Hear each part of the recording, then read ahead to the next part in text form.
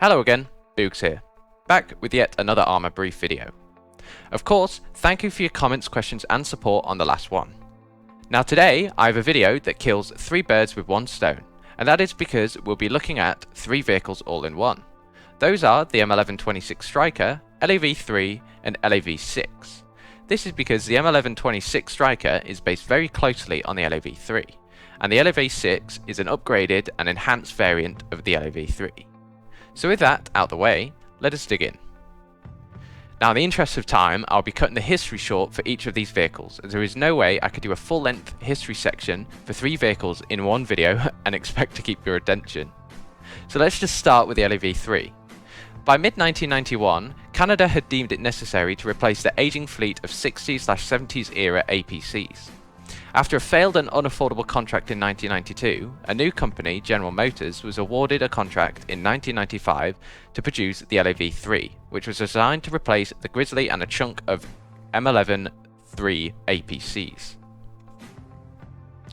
The LAV3 was given a Caterpillar 3126 350 horsepower engine that gave it a maximum road speed of 100 km an hour and an operational range of 450 km an hour. Originally, the LAV3 was only designed to protect against 7.62 by 51mm NATO rounds. However, additional plates could be added to raise this protection to stop 14.5mm rounds. Now with the LAV3 we encounter in game, it is armed with a 50 caliber M2 machine gun that is remotely controlled, identical to the Striker. It is also armed with an additional open-top C6 general purpose machine gun. Next, the M1126 Striker Infantry Carrier Vehicle, or just ICV. Post-Cold War, it was found that there was a need for an interim armoured vehicle that could fill the gap between the more heavily armed IFVs like the Bradley and the weaker troop transports like the Humvee. General Dynamics were awarded a contract in the year 2000 to produce 2,121 vehicles of a variant of the LAV3. In 2002, the Army renamed this vehicle the Striker. The Striker was powered by a Caterpillar C7 350 horsepower engine, allowing it to reach a speed of up to 97 km an hour on the road and gave it an operational range of 500 km. It was protected by armour that could resist up to 14.5mm of fire from the front, and it was typically armed with a 50 caliber remote controlled M2 Browning machine gun. It was also given smoke canisters for countermeasures.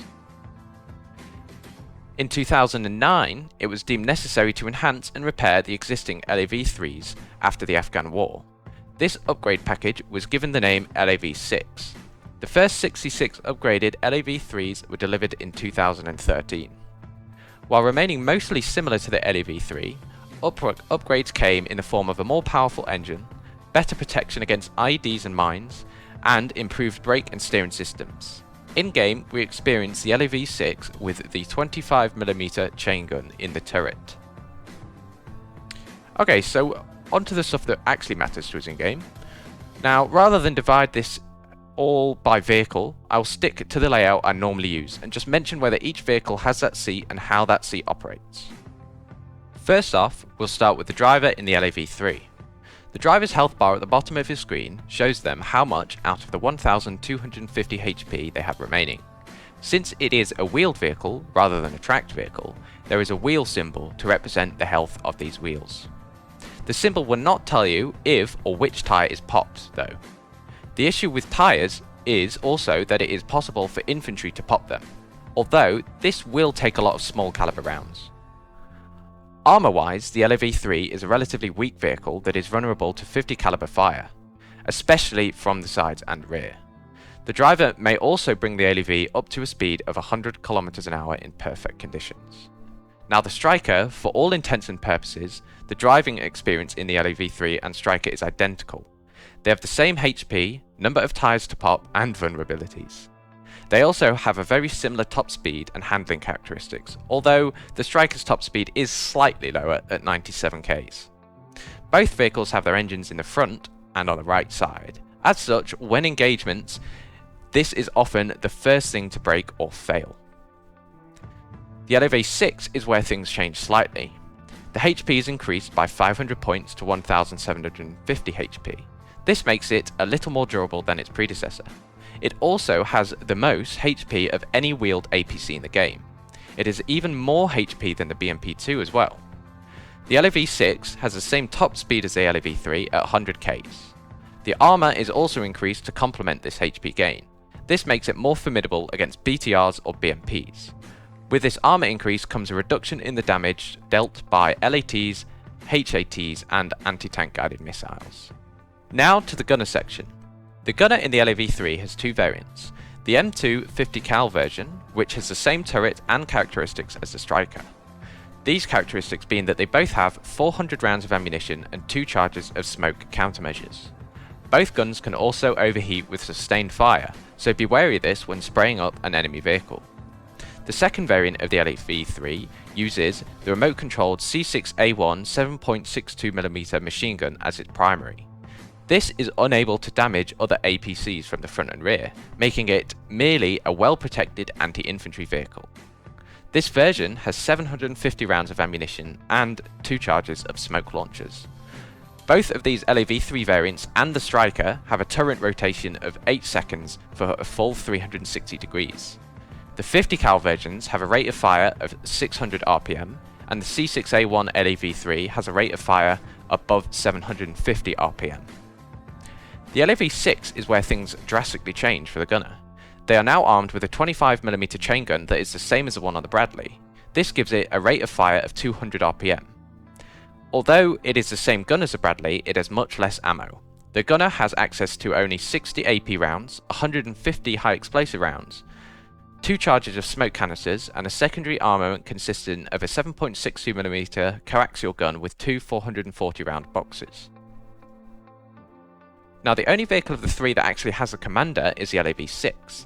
This commander seat, similarly to other APCs, does not require the player to have a crewman kit. As such, they could easily take a HAT or LAT kit to aid the LAV with anti-vehicle operations, or take a medic to heal the crew if necessary. The commander's periscope is stabilised and has 2 levels of zoom. It also provides the hunter-killer functionality to aid the gunner. Now as APCs, all of these vehicles have the ability to carry troops. The Striker and LAV can carry up to 8 passengers. However, the LAV-3 exposes one of these troops as they are forced to use the open-top C6 machine gun. The LAV-6 technically can carry 8 passengers if you include the commander seat, 7 if you don't. Although, like the LAV-3, one of these passengers is forced to use an open-top machine gun. All 3 vehicles carry an ammunition supply of 600, meaning that the troops inside have plenty to rearm and carry on fighting. Okay, so with all that done, let's consolidate this information. The Striker and the LAV-3 are overall very weak vehicles. Although they do have a little more HP than the likes of the BTR, they are significantly less well armed. These vehicles are best played in convoy with 1 or 2 other of the same vehicle. This helps spread the damage and gives you an opportunity to pull out of tough engagements. The LAV-6 on the other hand is a much stronger vehicle armour-wise and is much better armed with a 25mm gun. This makes facing BTRs and BMPs a lot easier. However, it does lack the anti-tank capabilities of the BMP and the Bradley with no ATGM on board, thus making it a little less versatile. Having less HP than the Bradley also makes it easy picking for tanks and the BMP's ATGM. And with that, we're done for today's video. Thank you for watching, guys. Do leave any questions in the comments down below, and don't forget to join our Discord, where you can find all this info, get upload notifications, and notifications on when we're playing. Take care, Boogs out.